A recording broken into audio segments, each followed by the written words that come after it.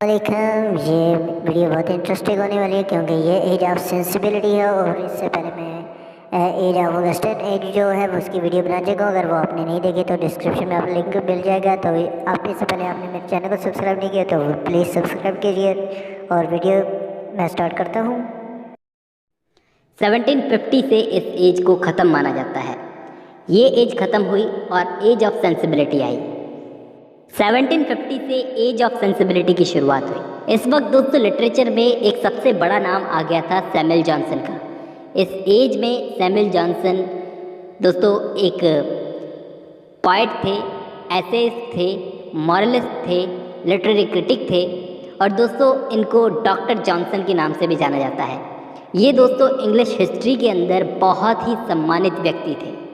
ये बहुत ही सम्मानित व्यक्ति थे और दोस्तों यहाँ पर एक ध्यान देने वाली बात यह है कि सैमुअल जॉनसन ही इंग्लिश लैंग्वेज में फर्स्ट डिक्शनरी लेकर आए थे।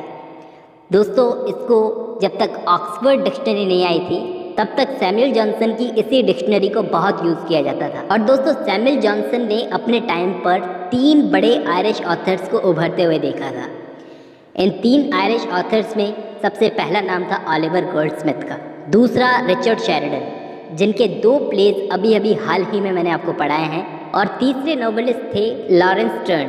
दोस्तों ओलिवर गोल्डस्मिथ ने नोवेल्स भी लिखी और प्लेज भी।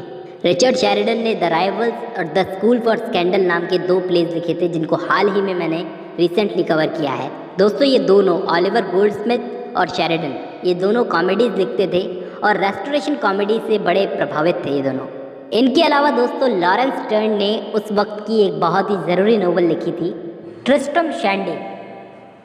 ये पार्ट्स में पब्लिश हुई थी और दोस्तों ये नोवेल जो है ये नेट के लिए बहुत ही ज़रूरी है। अब दोस्तों इस एज में थॉमस ग्रे ने अपनी poem Elegy Written in a Country Churchyard भी लिखी थी।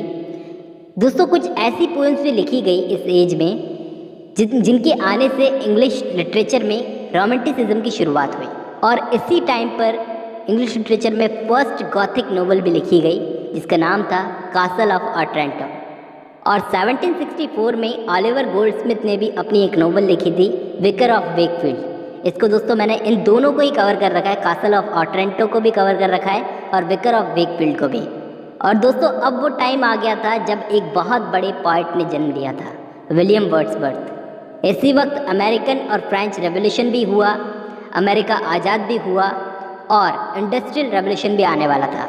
और दोस्तों 1784 में सैमुअल जॉनसन की भी डेथ हो गई।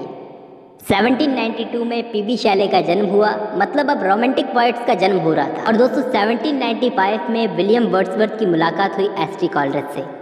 S T Coleridge William Wordsworth और उनकी बहन डॉरथी से मिले। विलियम वर्ड्सवर्थ और एस टी कॉलरेज ने मिलकर के 1798 में अपने एक कलेक्शन ऑफ पोएम्स को पब्लिश करवाया जिसका नाम था लिरिकल बैलेड्स। और दोस्तों इस लिरिकल बैलेड्स के पब्लिश होने के साथ ही एज ऑफ सेंसिबिलिटी ख़त्म हुई